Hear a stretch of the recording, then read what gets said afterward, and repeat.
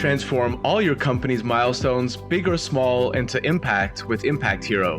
Whether it's a sale, a new hire, a demo booked, or anything else, with Impact Hero, you automatically generate a gift that matters, like a tree planted, a kilo of plastic recovered, or a piece of coral reef restored.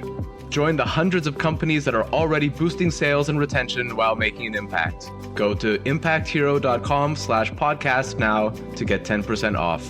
Again, that's impacthero.com/podcast to get 10% off.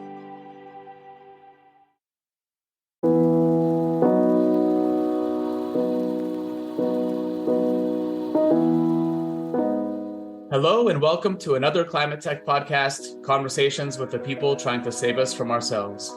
Today's conversation is with vegan entrepreneur Paul Bevan, founder of the cultivated meat company, Magic Valley.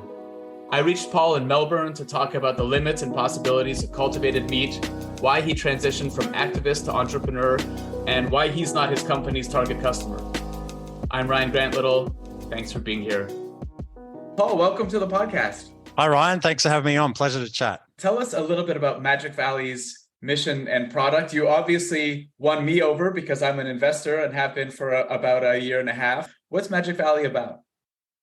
Yeah, thanks, Ryan. I certainly appreciate your support as one of our earliest investors and all the help that you've been throughout that 18 months. Yeah, so look, Magic Valley is really an extension of my personal mission, which is for me to remove animals from the supply chain. And the way we're doing that at Magic Valley is through cellular agriculture. So we're developing cultivated meat products, which are real meat products that are developed without the need for any animal slaughter at all. So this is real meat. It's not like plant-based. It's not fermentation. It's actually real meat. Where does it come from? How do you make it? I think there's a special team member named Lucy. Maybe you could talk about her. Yes, absolutely. So it is a real meat product, what we're creating, as you mentioned. So it's not a plant-based substitute. It's not precision fermentation. It's real meat. And so how we developed that, or how we have developed that, particularly with our first product, was by taking a small sample of cells from a living animal. So in our instance, from Lucy the lamb. So Lucy was a newborn lamb, and we took some skin scrapings from Lucy's ear. Lucy has gone on to live her full and natural life. She's now a sheep. She's not a lamb anymore, living in the paddock with her flock. What we've done then with those skin cells is take them into the lab and convert them into stem cells. And we convert them into a particular type of stem cell called an induced pluripotent stem cell. Now, that type of stem cell we can then direct to become any cell or tissue type in the body. So it can become muscle, it can become fat, it can become bone, blood, connective tissue, whatever we direct it to become. For our purposes, it's primarily muscle and fat that we're creating. And so we will grow those cells up in the lab by adding nutrients to those cells to get them to grow, just as they would inside Lucy's body normally, or any animal's body normally. So things like amino acids, glucose, etc., and grow those cells up. So we grow up the muscle and fat. We then combine them together to create a real meat product. So it is molecularly identical to a traditionally produced meat product, but we have some advantages also from doing that within the lab. So we can actually tailor the nutritional profile of those products. So we can add in additional protein content, for example.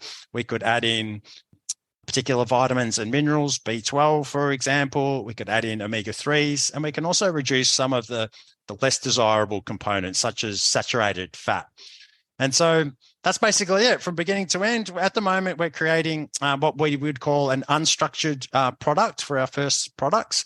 So if you think of like a ground meat product, or we would call it a mince meat product here in Australia. So we have that muscle and fat grown up. It literally goes through a mincer to make a mince meat product. And what you can put that into, or what we have put that into, are things like tortellini or dumplings. It could go into sausages, pies, burgers we've created, tacos, all of those sorts of unstructured meat products.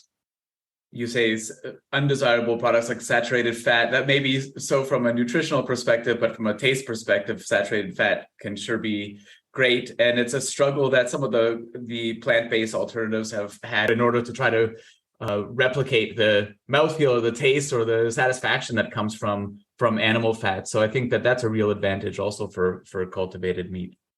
Absolutely, yeah. So we don't eliminate it completely, but probably just lower the levels. And it's obviously a balance between finding that, as you mentioned, the taste, the texture, the mouthfeel, even the aroma in particular.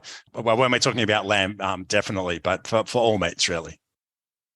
Just recently, Impossible Foods came out with was Impossible or Beyond came out with a 1/3 pound burger, and it's supposed to be much less healthy, much higher fat. And there are a few people in the industry who are calling for less nutritious products that taste really great, and looking for something that advertises the cardiologist not approved and tons of salt and tons of fats to compete with cheeseburgers and bacon and things like this that people are not necessarily eating for health benefits. So we don't have to try to beat them in this industry, both on taste and on health at the same time. But so that's interesting. With cultivated, you can basically tailor the nutrition profile, and you could also make an artery stopper if you wanted to. And thinking of like a very delicious lamb vindaloo, greasy lamb vindaloo or something like that with lots of fat in it. Absolutely. And I think it depends on the market as well, Ryan. So we do have the ability to tailor the nutritional profile of the product. So we could make a really high protein, low fat version for, the gym junkies, for example.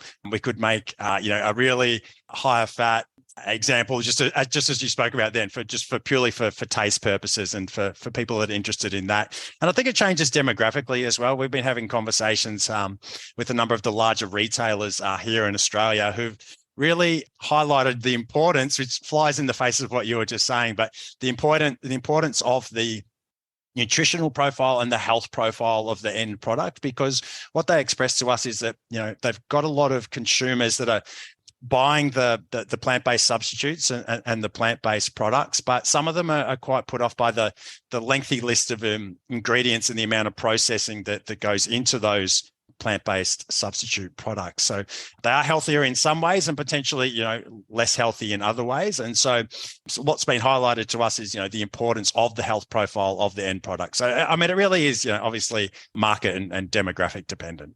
Maybe I'm just exposing my own bias, where my idea of plant-based diets mostly revolves around French fries in different forms.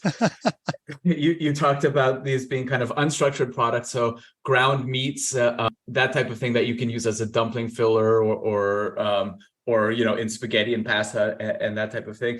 Is that because when you're growing cells or you're creating cultivated meat, it doesn't come, you're not recreating the animal itself. And so we don't have the familiar cuts of meat like ribs and T-bones and that type of thing. Is that a challenge for the industry?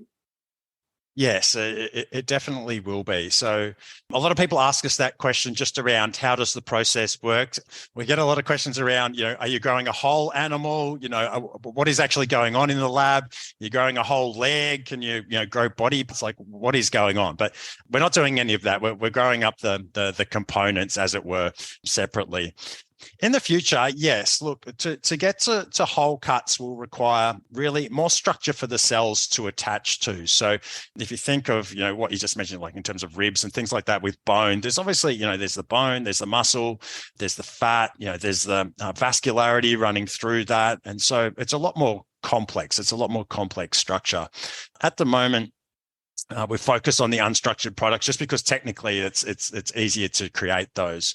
Creating the whole cuts will require a lot more work, just industry-wide. It's going to be a great technical or scientific achievement but from a commercial perspective, I think bone-free is actually what consumers want. And so the middle step between that is probably what we would refer to as strips or chunks of meat, which would require things like, the fat running through it, the muscle fibers in the correct direction, things like that, before we get to, a fully formed steak or chop, for example, which will be, a bit further down the line. It's all absolutely doable, but I think that'll be the progression just from a technical perspective.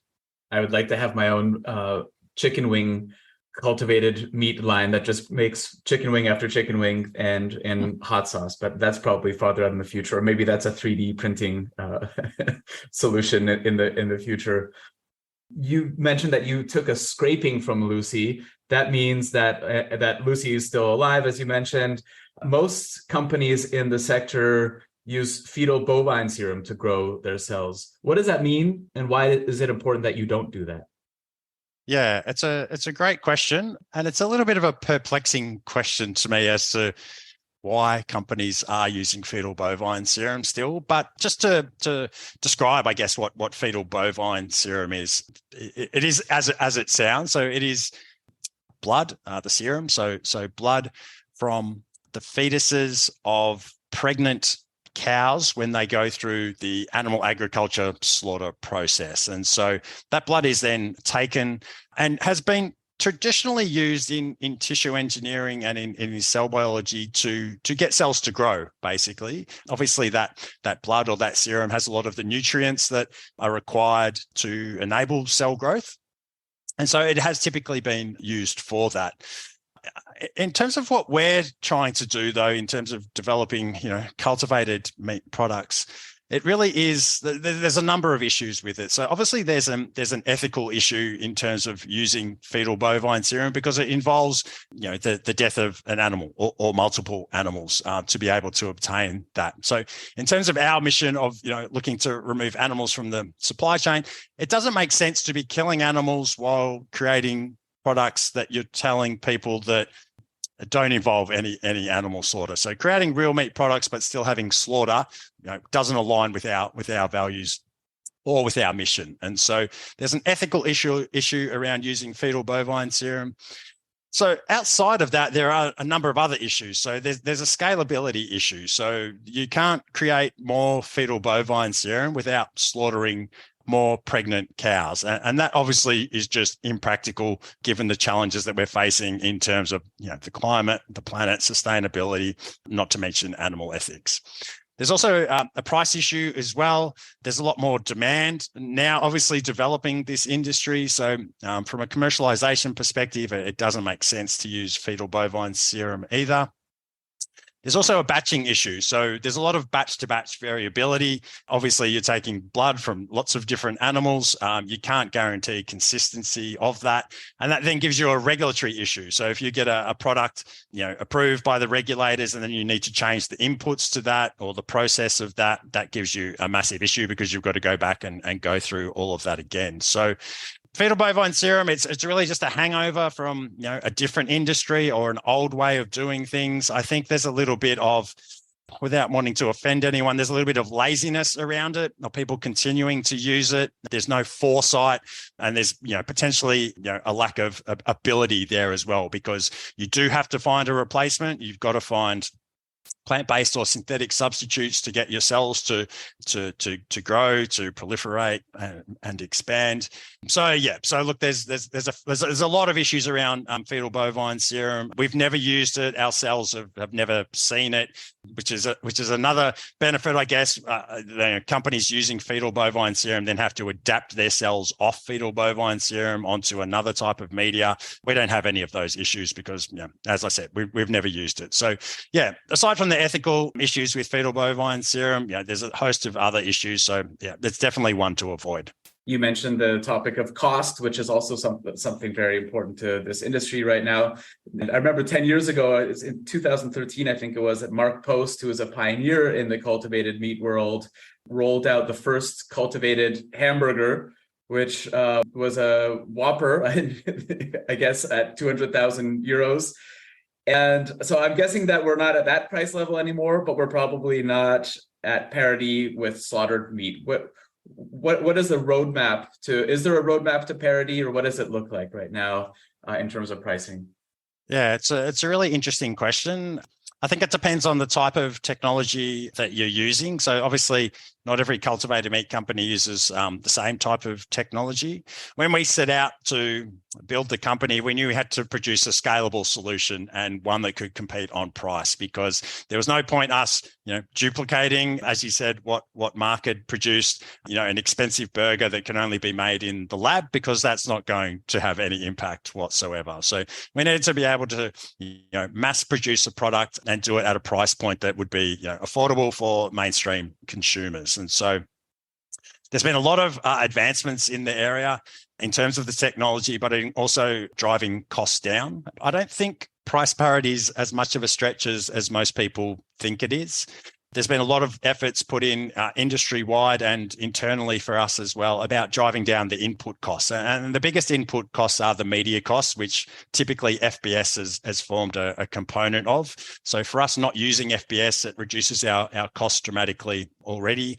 And then finding substitutes and the amounts of each input that you have into that media and driving those costs down. So driving the media costs down is super important. We're down to around $10 a litre at the moment in terms of media cost, which then enables us to produce, a much cheaper end product. So for us to produce a burger, for example, it depends on also the composition of that product as well. And when I say the composition, I mean, the amount of cultivated meat material and potentially the amount of plant-based material in that product as well, which does provide some, structure. Yeah, exactly. I more and more, I'm invested in cultivated, in fermentation, and in plant-based. And more I see some level of convergence where the ideal products might be a mix of 2 or 3 of those things. Yeah, it's really interesting, because when I first started out with the company, I thought it was going to have to be, 100% cultivated material to be able to replicate, what you would experience, with a traditionally produced product, a lamb mince, for example.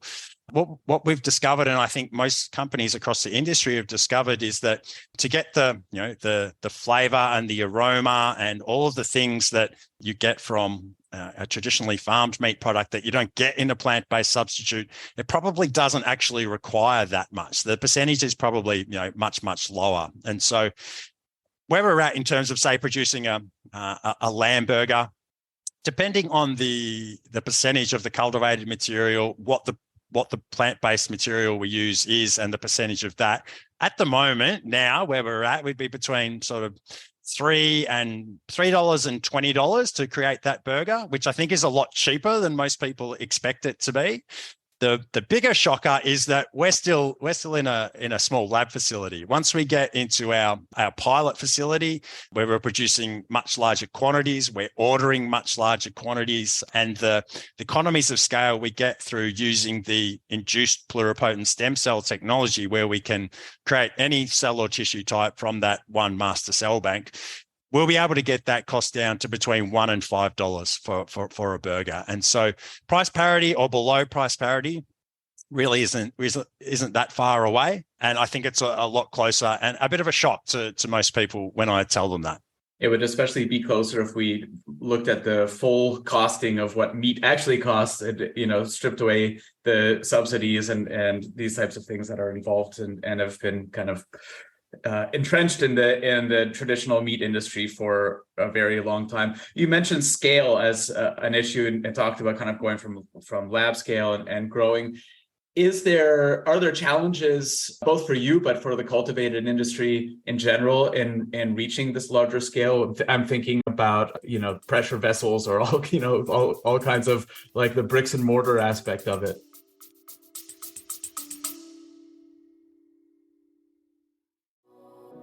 I work with a lot of companies who plan to open up shop in or expand across Europe. My one big piece of advice: don't fall into the trap of setting up a new entity right away. Instead, talk to my friends at Paracar, who can help you get up and running without all the costs, not to mention the legal and HR hassle. When I was hiring in different EU countries, I wanted my team to focus on their work, not on the country's bureaucracy. After interviewing a half dozen international expansion firms, I chose Paracar because they were by far the most knowledgeable, and they're great people. Whether you're a large multinational looking to expand abroad, a small business looking for the right talent, or a contractor, they'll sort it out. Book a free, no obligation consultation right now at paracar.eu/climate. That's PARAKAR.eu/climate.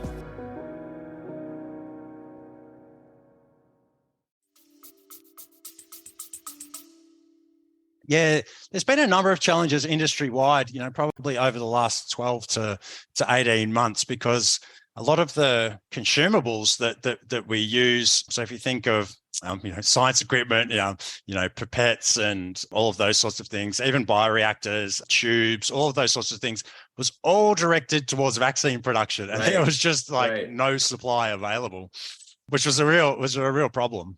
But there is an issue there as well in terms of scale up, availability of bioreactors. So a bioreactor is basically what we grow the cells in. And so the larger the bioreactor, obviously, the more cells you can grow, the more mass you can produce.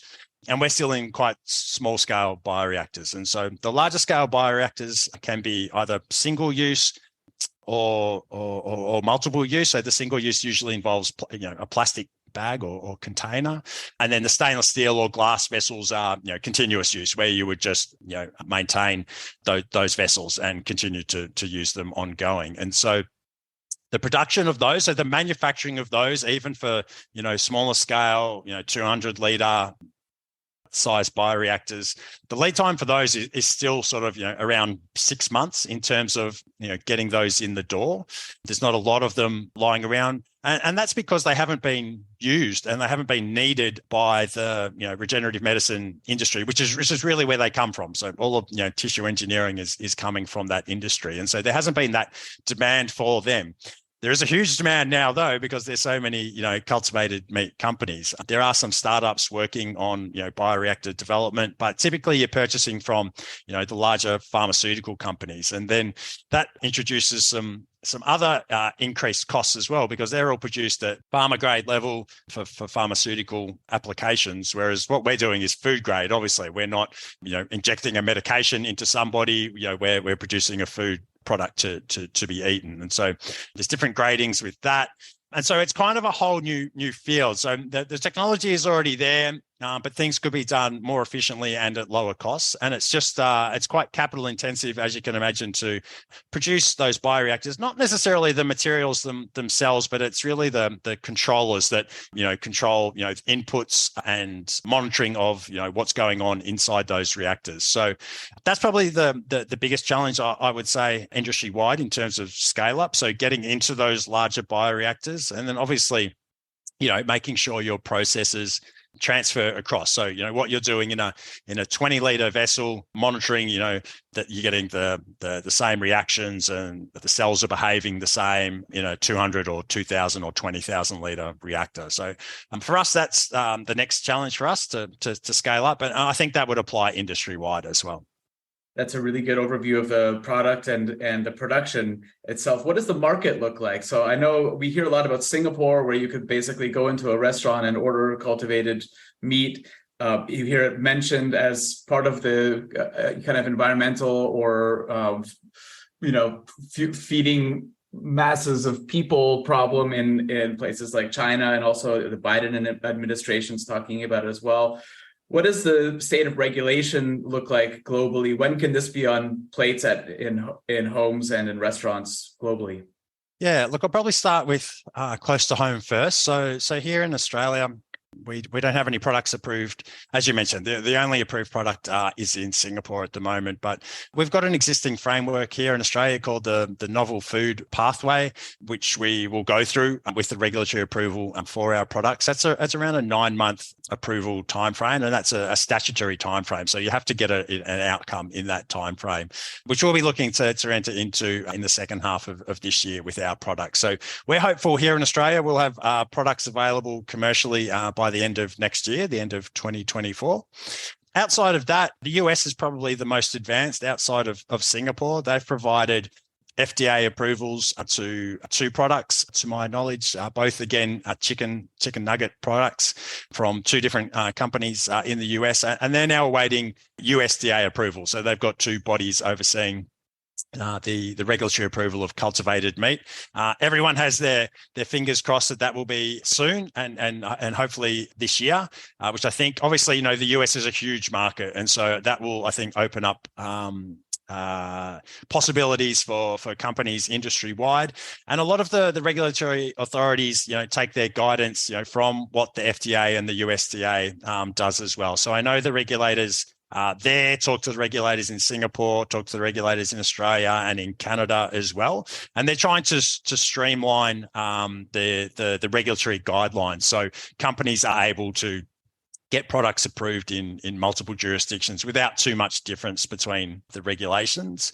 Europe seems to, unfortunately, be a bit of a problem with regulatory approval of just new products in general, let alone food products or novel food products like this. Some companies I know within the industry are also using genetic modification as well as part of their process. So I think that presents them with an additional hurdle as well. We don't use genetic modification in our process for a number of reasons, but regulatory approval is one of them. Consumer acceptance is another. But yeah, so throughout Asia, it's a little bit difficult to know what's happening in China, but I think they'll take their lead as well from what gets implemented by the FDA and USDA in terms of regulations as well. It's specifically mentioned in the 5-year plan that I think came out a year and a half ago or so. So that's a positive sign, at least. And in Australia, generally, so that's kind of the regulatory side. Maybe the most famous cultivated food company there is Vow, which is making meatballs from the extinct woolly mammoth and is obviously catches headlines. And I saw them a couple of weeks ago at Food Hack in Switzerland. What does the market look like beyond that, just in food tech in general in Australia? There's actually a lot happening here in Australia in the food tech space. As you know, Ryan, we've got a food hack chapter here in Melbourne as well, and we recently had a first meetup here where we had 40 or 50 people attend. And there's really a lot happening. There's a lot of great ideas. There's a lot of great startups and lots of great talent as well, not just in cultivated meat, where you mentioned there's 2 companies here in Australia, but precision fermentation, there's a lot of plant-based companies here as well, producing lots and lots of different products. There's lots of people working on sustainable alternatives, not just within food, but also, clothing and other goods as well. And there's lots of people looking to actually move into the industry, either from, academia or other industries, and a huge amount of interest from recent graduates and university students as well. So that younger demographic is hugely attracted to the food tech space. Look, I would get without doubt, 7 to 10 inquiries a week from people looking for jobs. And we're just, one small company within Australia. So look, there's a lot of people with a lot of talent across a number of different areas in the food tech space. We've got lots of cell biologists here in Australia, bioprocess engineers, lots of people with a lot of experience as well, from that life sciences or regenerative medicine industry. And a lot of them come to us because they're looking to have more of an impact with the work they're doing. They want to be doing more meaningful work and see tangible outcomes from what they're doing. And so I think people just in general, are looking for that. A lot has changed, particularly throughout COVID, where, people are reassessing, what they're doing, their lifestyle, what contribution they want to have, what's meaningful in their lives. And obviously work is a huge part of that. And so there's definitely a lot happening in the food tech space here. We're lucky as a country, we've got a lot of, produce that we produce here, and there's a lot of tech happening in that space. So yeah, definitely a lot happening in Australia. That's great news, and especially that you get to kind of play a role both as ambassador there in Melbourne for Food Hack, but also talking to university students and telling your story, because you've got quite an interesting story as well. You're an entrepreneur kind of in the health space by background, or the fitness space, but you've been vegan and plant-based for quite a long time. And you came from kind of a more activism and politics background in this, and now you're in business. How has that shift been, and how do you feel your impact has changed in that sense? Yeah, it's a really interesting one. I get asked about my background a lot, because a lot of people, I guess, want to make want to make a shift from what they're currently doing to to running a startup or to working on something that's meaningful to them. And a lot of them look to me for the answers. What's that silver bullet? Unfortunately, there isn't a silver bullet. It's a lot of hard work. But I guess, as you mentioned, I do have a business background. So that side of things is quite familiar to me. I have previously done quite a lot of, vegan and animal rights activism, and also was involved in politics previously. And I guess the frustrating thing for me was the amount of impact I was having, with my activism, or how slowly things moved through, politics, the political system, law reform, and all those sorts of things. So I feel I have a lot more control over the outcome and a greater ability to drive change through a commercial enterprise, as opposed to, politics or activism, which, is really centers around, arguing with people, convincing people of your point of view, getting them to change their mind or to change their behavior, whether it's eating habits or whatever the case may be. Enacting change through politics is really stifled by the system itself. There's a lot of vested interests as well. And so for me, being able to create a product that, benefits the consumer without them having to change any of their behaviors has a really immediate impact and a long-term impact. It enables me to, achieve my goals in terms of my mission. It benefits animals, obviously. It benefits the planet, and it benefits future generations. And so for me, for my personality and my skill set, being able to enact change through, a commercial enterprise just sits with me, a lot better than, the impact that I felt I was personally having through activism and politics. And that's not to say they're not both important and do have an impact, but just for me, my skill set, my personality, being able to, do what I'm doing now makes a lot more sense. You'll surely be a hero to many of the up and coming food techies in Australia. Who is your hero? That's a really great question, Ryan. And I'm going to disappoint you by saying I don't have any heroes. There's no heroes in my life. I feel like I'm pretty much blazing my own path, and as many people in this industry are.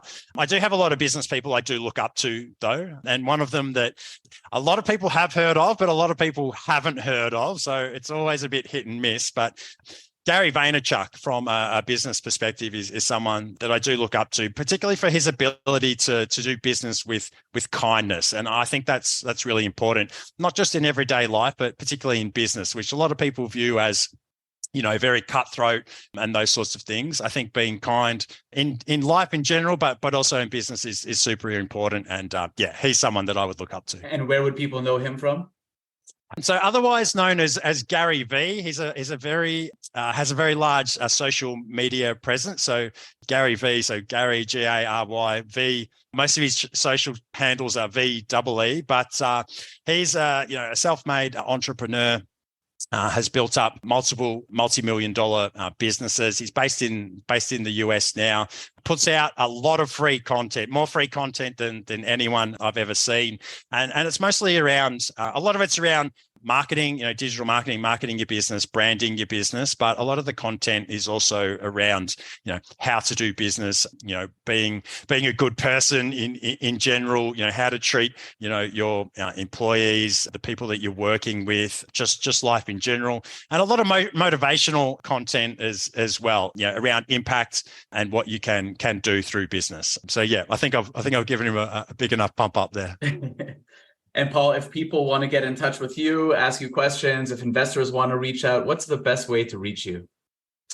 The best way to reach us, obviously, the business, Magic Valley is via the website. So, magicvalley.com.au. Best place to reach me is probably on LinkedIn. I'm pretty easy to find there. We try and put out quite a lot of content as well through our Magic Valley LinkedIn page, but I also, through my personal profile on LinkedIn, we put out, what we're doing, what's happening at Magic Valley, any progress that we're making behind the scenes, and people that we're talking to throughout the industry. So that would be the best place. Paul, thanks a lot for joining. Awesome. Great to chat, Ryan. Appreciate it. Thanks for listening to another Climate Tech podcast. Please take 5 seconds to send this episode link to a colleague or friend who you think might be interested. Reach out to me anytime at hello@climatetechpod.com. As you could probably tell, this episode was produced, edited, directed, stage managed, boom operated, and everything else by me. Subscribe to hear many more conversations still to come with the world's real climate tech heroes.